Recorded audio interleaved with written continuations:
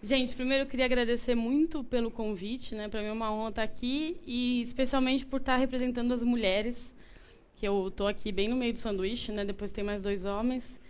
E eu acho que eu vou falar um pouco assim do que é uma mulher empreender, né? Na verdade, eu queria falar um pouco dessa coisa da mulher ter esse feeling, enfim, que eu acho que isso é o nosso diferencial em relação aos homens.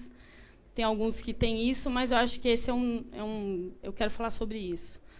Eu escolhi essa frase porque, na verdade, eu acho que quando você empreende, você consegue exatamente alinhar isso. Eu sempre fui uma criança muito sonhadora, enfim, sou pisciana.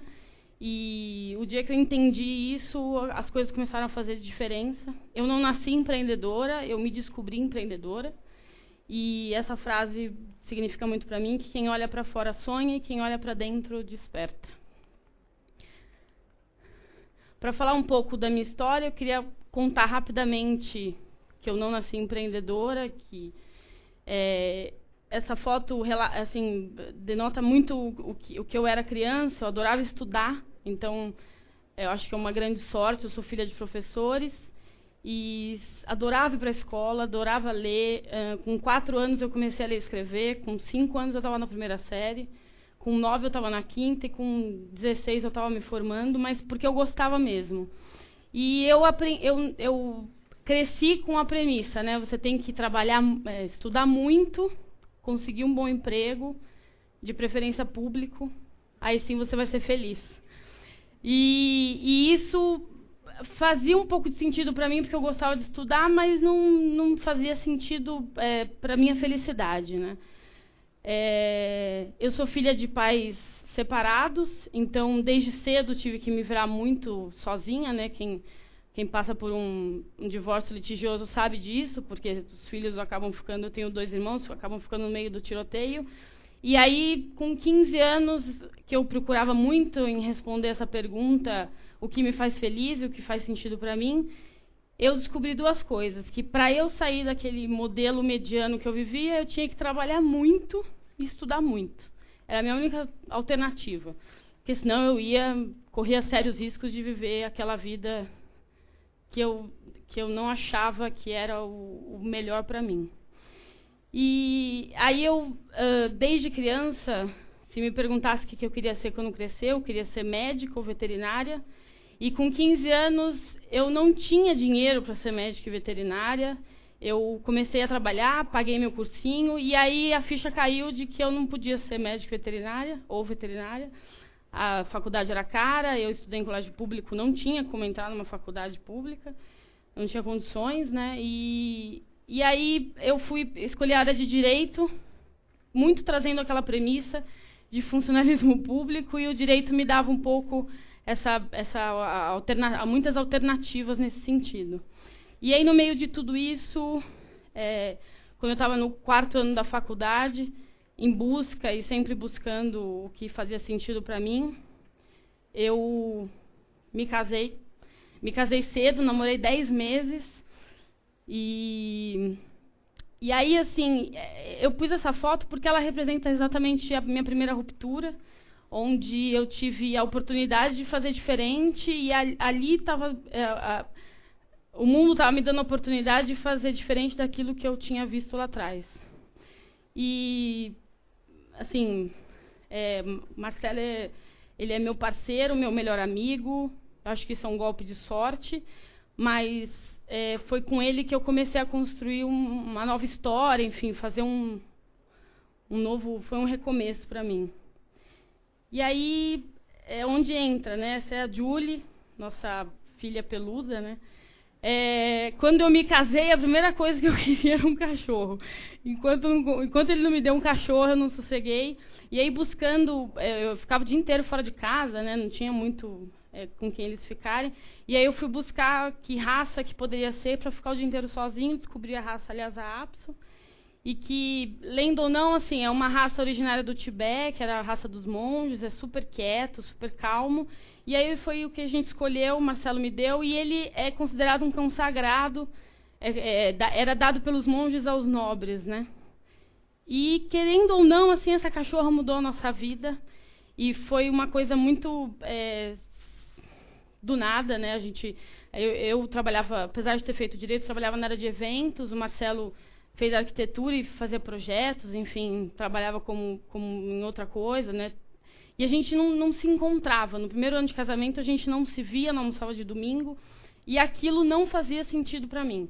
E aí a gente conversou e falou, bom, como é que a gente pode mudar isso para que eu me sinta feliz e você a mesma coisa? E aí a gente se dispôs, bom, vamos montar um negócio juntos, mas a gente se abriu a que o negócio tinha que fazer sentido para mim e para ele, não fazer sentido só para um. E aí a gente se propôs a guardar dinheiro, enfim, e aí ficar mais esperto às oportunidades que poderiam, de repente, aparecer. Buscamos, enfim, muitas informações de vários empreendimentos, mas nada que tocasse o sininho lá dentro.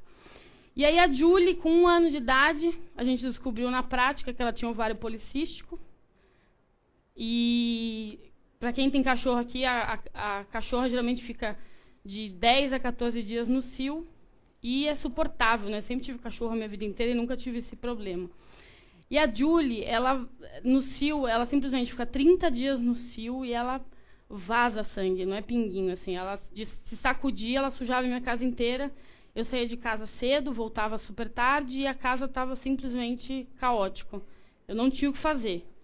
E aí a gente começou a buscar um monte de coisa para resolver aquele problema, que pra gente na época era um problema. Eu pensei até em dar a cachorra, enfim, jogar pela janela. E aí eu não me conformava que nada do que eu usasse mudasse aquela situação caótica. E aí numa dessas a gente, né, vamos comprar, ver se a gente compra fralda de criança, adapta, sei lá, faz um furo e vê se a coisa resolve, porque pelo menos vai absorver. E foi o que a gente fez. Depois de inúmeros cortes de tesoura e 300 fraldas cortadas, a gente descobriu ali, pegou a mão do jeito e deu certo. Cheguei em casa, a casa limpa e a cachorra viva. E aí, assim, isso... Aí todo dia que eu ia cortar a fralda, eu falava, gente, não é possível que ninguém faz um troço desse pronto. Né? Não é possível que só eu uso, não é possível. E aí foi num dia desses, assim, que já estava, sei lá, 20 dias no cio, que eu já estava enlouquecendo.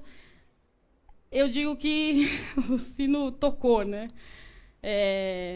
Essa frase eu uso para mostrar muito o significado que teve isso, que o melhor motivo para se começar a organização é criar um significado. O significado para a gente era ficar junto e a gente estava disposto a isso. E aí pintou a oportunidade, de repente, de um produto ou serviço para mudar, de tornar o mundo um lugar melhor. Que, na verdade, a gente queria conviver com ela, queria viver aquilo, só que não tinha como daquele jeito. E aí eu digo, eu nunca acreditei nisso, né, de um momento eureka, assim, descobri a fórmula da Coca-Cola. Mas aquele dia, assim, tocou o sino em mim e tocou nele, de uma forma que eu não consigo explicar. E a gente falou, poxa, por que a gente não vai ver se existe essa fralda em algum lugar, em outro país, sei lá? A gente traz, enfim, pensamos em milhares de coisas. A gente foi no NPI, não existia nada parecido. A gente patenteou a fralda, tem a patente dos 2 modelos de fralda. E acreditem, a gente largou os empregos para fazer fralda para cachorro. Acreditem. E a sensação, claro que não foi de uma hora para outra, assim, demorou uns 2 anos para a gente fazer isso, mas é essa sensação de largar o emprego e fazer fralda para cachorro.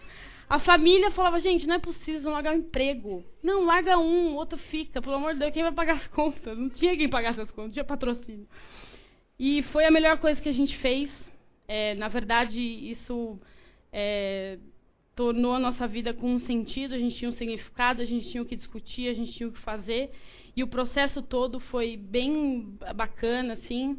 E quando ele pulou do paraquedas primeiro, e depois fui eu, que eu fiquei segurando a onda para juntar dinheiro.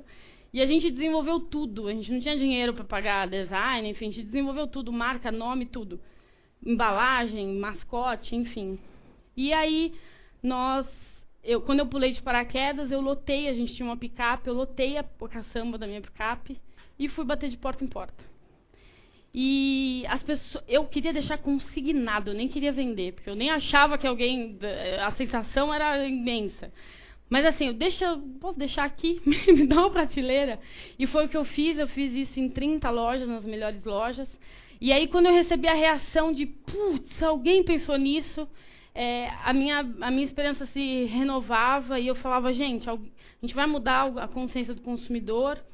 E a primeira vez que eu vendi a fralda, eu bati o carro de tão nervosa que eu fiquei, que alguém estava pagando pelo produto que eu fiz. Nós fizemos. E aí veio a Mel, que é a nossa modelo, né, que é a nossa fofa, modelo de prova, e o Cookie. E acredite ou não, essa foto a gente está trabalhando, é uma foto de trabalho, e eles fazem sentido para a gente. Hoje são a Julie, Mel e Cookie.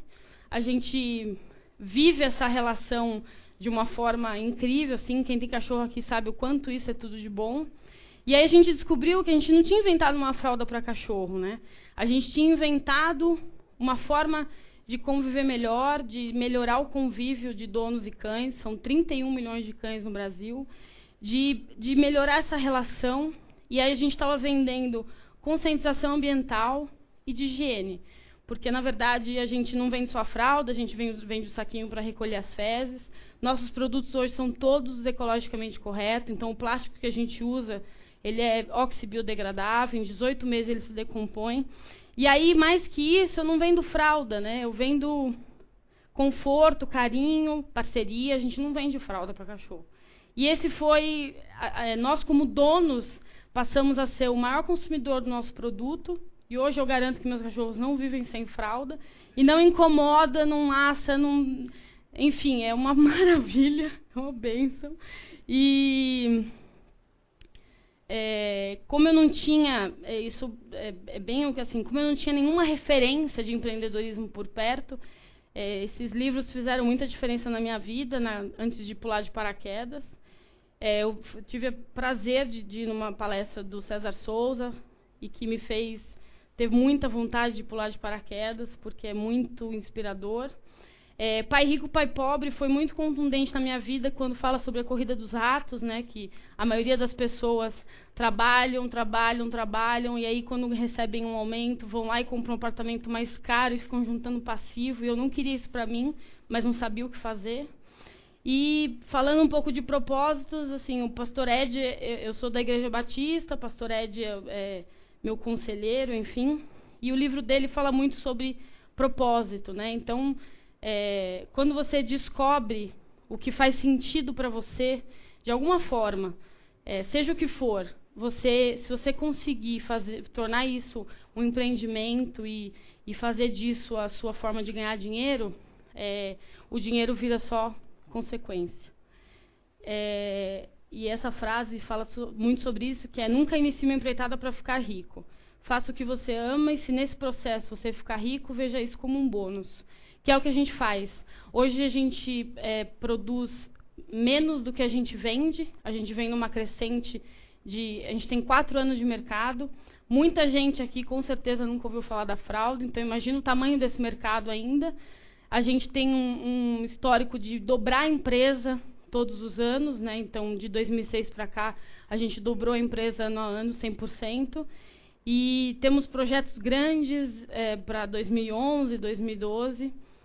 Já exportamos para o Panamá, estamos negociando outros países, Mercosul, Portugal e Espanha. E, acreditem ou não, assim, faz tanto sentido para nós vender fralda e viver e melhorar, ter essa missão de melhorar esse convívio, que o dinheiro e o faturamento é só uma medida de resultado. Se as coisas vão indo bem ou se as coisas vão indo mal, para delinear a nossa gestão. Mas o mais importante é que a gente faz isso com muito prazer. Eu levo meus cachorros para trabalhar, então eu levanto todos os dias muito a fim de trabalhar. E só está dando certo porque faz sentido para mim e faz sentido para o meu sócio. E, de alguma forma, a gente faz fazer sentido para as pessoas que estão ao nosso redor. E pode parecer, mas deu sorte, né? A cachorra ficou... eu fiz Empretec o ano passado, e quando no Empretec me falaram que eu não podia vender fralda, que eu tinha que vender qualquer coisa ou fazer qualquer coisa, mas eu não podia fazer o que eu fazia. Eu não sabia fazer outra coisa a não ser vender fralda para cachorro. e nem queria fazer outra coisa. E aí eu fui buscar algo que fizesse significado para mim. E aí eu descobri um saco de lixo oxi biodegradável. Acreditem vocês ou não, isso fazia sentido para mim, porque era um movimento de sustentabilidade, isso tinha significado para mim. Eu não estava vendendo saco de lixo, eu estava vendendo mais sustentabilidade. E aí eu consegui identificar no grupo uma pessoa que, para ela também fazia sentido, né? Que ela trabalha numa ONG, é envolvida no movimento. E aí eu acho que esse é o segredo, né? Eu vi no olho dela que brilhou quando eu falei se ela queria vender saco de lixo comigo, oxi biodegradável. E a gente vendeu 16 mil sacos de lixo em 3 dias. Eu nunca tinha vendido saco de lixo, eu não sabia que gramatura era, tamanho, eu não sabia nada. Mas aquilo fez tanto sentido pra gente que eu dormia, acordava e esquecia as fraldas. Eu dormia e acordava pensando em saco de lixo. E a gente ganhou o prêmio e isso mudou muito, porque a gente pode sim olhar para as pessoas que estão ao nosso redor e enxergar qual que é o significado que tem para elas tudo isso e tirar proveito disso para o seu sonho, para concretizar o seu sonho. E aí a frase que eu deixo, isso é uma passagem antes da frase, que é uma frase que é um versículo da Bíblia que faz muito sentido para mim, pois onde estiver o seu tesouro, estará o seu coração, que eu acho que nós mulheres temos essa capacidade de fazer essa leitura, e quando você descobre isso, acho que fica fácil, qualquer desafio e qualquer coisa fica pequeno perto desse sonho grande de ter descoberto aquilo que faz sentido. E a frase que eu deixo é: onde está o seu coração e o que faz sentido para você?